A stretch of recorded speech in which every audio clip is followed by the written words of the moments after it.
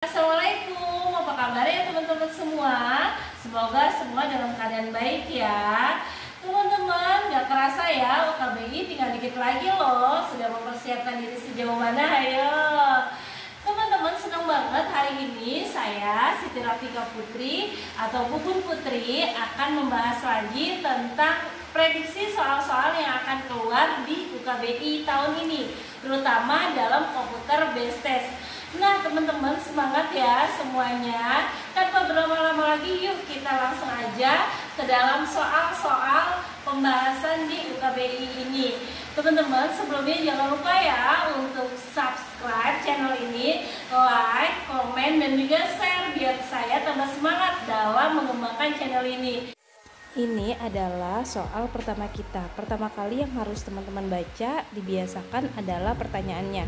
Tindakan apakah yang paling tepat sesuai kasus tersebut? Lalu teman-teman baca sekilas untuk pilihannya A, B, C, D, dan E.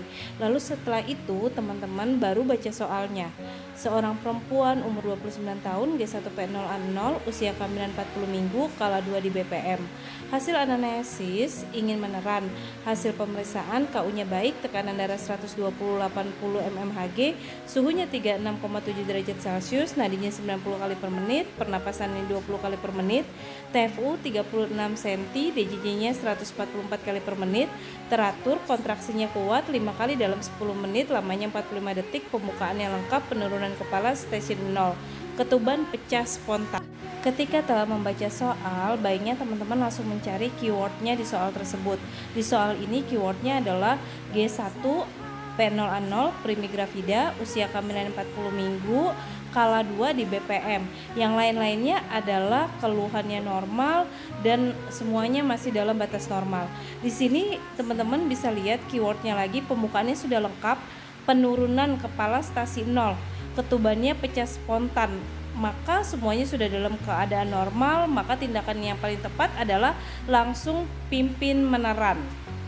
Soal selanjutnya silakan teman-teman terapkan atas tips yang tadi saya katakan, bahwa baca dulu dari pertanyaannya, lalu lanjut ke pilihan gandanya secara sekilas, lalu temukan apa keyword-keyword yang ada di soal ini. Silakan teman-teman mencoba ya.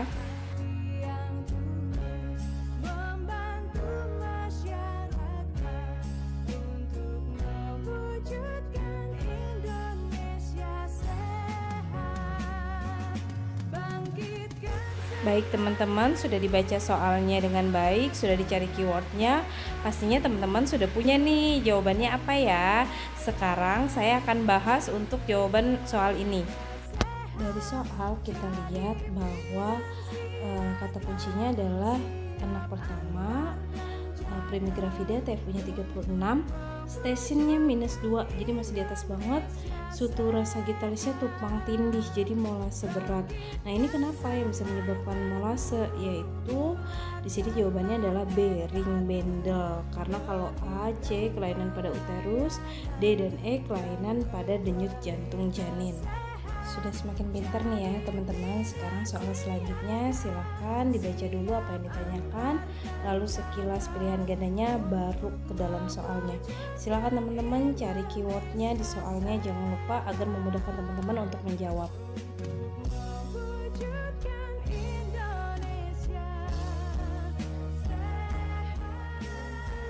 Baik, kita masuk ke pembahasannya ya. Di sini keywordnya adalah P2A0 nifas 14 hari. Jadi ini kejadiannya 14 hari setelah masa nifas. Payudaranya bengkak, tegang, nyeri, bayi tidak mau menyusui. Nah, keyword yang jelasnya adalah payudaranya keras, kemerahan, dan nyeri saat dipalpasi. Jawabannya adalah C, mastitis. Kenapa? Karena kalau bendungan ASI itu biasanya tidak terjadi kemerahan dan biasanya tidak sampai di nifas 14 hari. Jadi karena di sini ada kemerahan dan waktunya 14 hari, maka jawabannya adalah C, mastitis. Baik, gimana jawaban kalian? Pasti banyak yang benar ya. Yuk kita mulai ke soal berikutnya. Baik, silakan dibaca soalnya.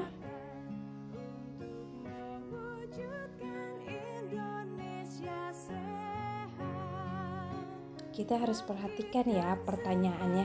Langkah apa selanjutnya? Yuk kita pembahasan. Nah, di sini kita lihat keywordnya adalah 38 minggu kala 2. Kepala janinnya sudah tampak 5-6 cm depan vulva.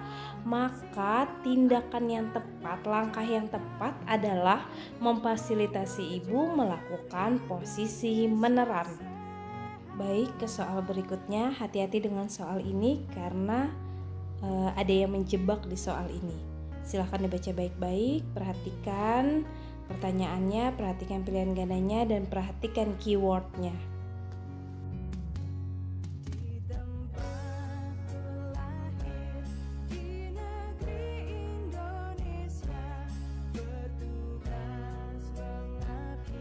Pasti sudah ada ya jawaban dari teman-teman semuanya. Baik, kita bahas soalnya ya. Di sana kata keywordnya adalah G1P0A0 primigravida. Kepala masih bisa digoyangkan sedangkan usianya sudah 37 minggu dan saat ini dia sudah kelas 1, seharusnya kepalanya sudah masuk pintu atas panggul. Jadi alasan yang paling tepat untuk merujuk pada kasus tersebut adalah penurunan kepala yang masih 5/5. Soal selanjutnya ya, silahkan dibaca pertanyaannya, lalu seperti biasa pilihan gandanya baru ke kasusnya.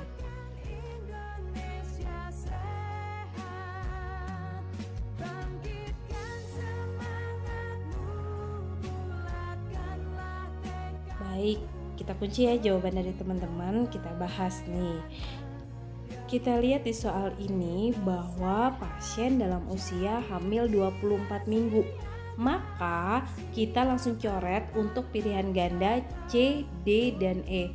Kenapa? Karena perdarahan pada C, D, dan E itu biasanya adanya di kehamilan kurang dari 22 minggu. Kita lanjutkan keywordnya, keluar darah merah segar, tidak ada kontraksi uterus, tidak ada nyeri tekan abdomen bagian bawah. Jadi jawabannya adalah plasenta previa. Baik teman-teman, ke soal berikutnya ya.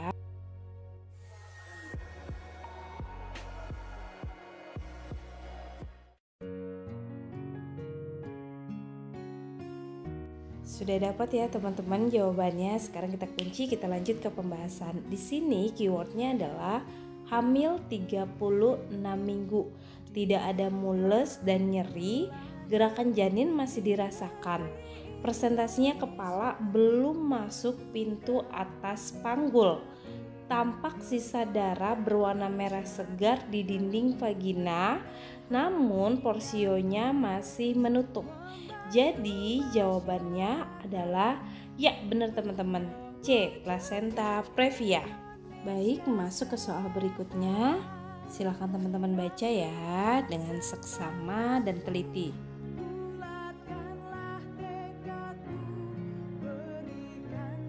Adakah teman-teman di sini yang masih bingung? Yuk kita ke pembahasan. Di sana ada keywordnya, yaitu keluhan haid sudah lebih dari 10 hari. Ganti pembalut 3 kali per hari. Nah, teman-teman pasti terkecoh ya, karena di sana ada hipermenorea dan ada polimenorea.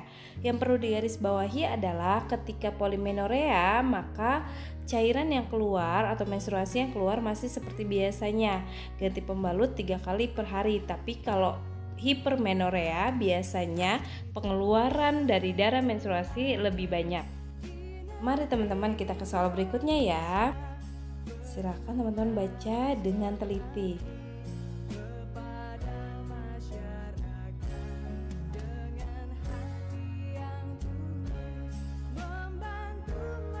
Iya, pasti sudah pada punya jawabannya ya. Yuk ke pembahasan. Di sana di keyword ada kata tidak ada riwayat tekanan darah tinggi, berarti ini bukan hipertensi kronis. Hasilnya tekanan darah 140/100 dan di sana ada protein urinnya positif 1, maka ini masuk ke dalam preeklamsi ringan. Ayo teman-teman, siapa yang benar? Pasti semuanya benar ya. Kita masuk ke soal terakhir ya. Ayo dengan cermat ya, dibaca soalnya.